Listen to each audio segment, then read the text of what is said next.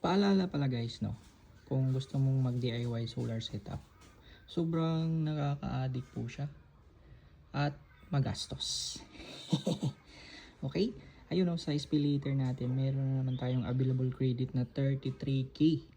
Alam nyo ba kung ano agad yung naiisip ko? Kung ano yung pwede ko pang idagdag sa aking setup, or kung ano pa yung mga appliances na pwede kong idagdag sa bahay para ma-utilize yung aking solar setup. Ganun po lagi kapag mayroon akong extrang credit dito sa SPLater. At halos 80% guys na aking solar setup SPLater yung aking naging capital. Utang ng utang lang. Okay? Ang ginagawa ko pala dito is 3 months kasi 0% po siya.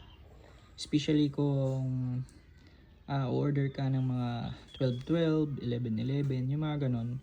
Si SPLater is nag-offer ng 0% installment for 3 months. Okay, so yung next bill natin no, February 26k. Wow, laki ah. So check natin oh.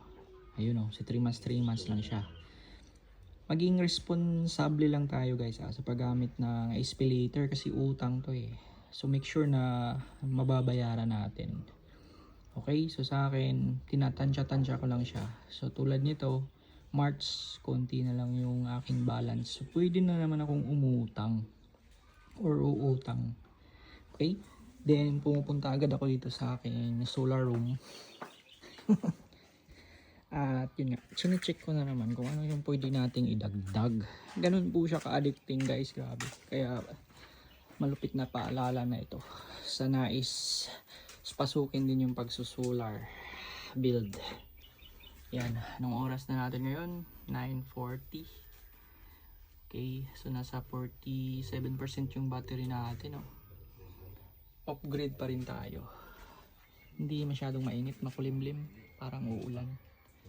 Pero tingnan nyo naman oh, nagcha-charge pa rin siya ng mga nasa 3 kilowatt pa rin yung harvest.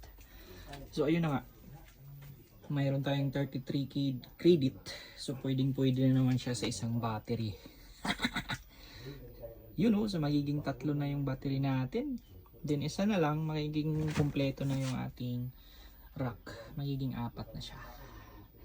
So wala eh, ganun talaga. Nakaka-addict.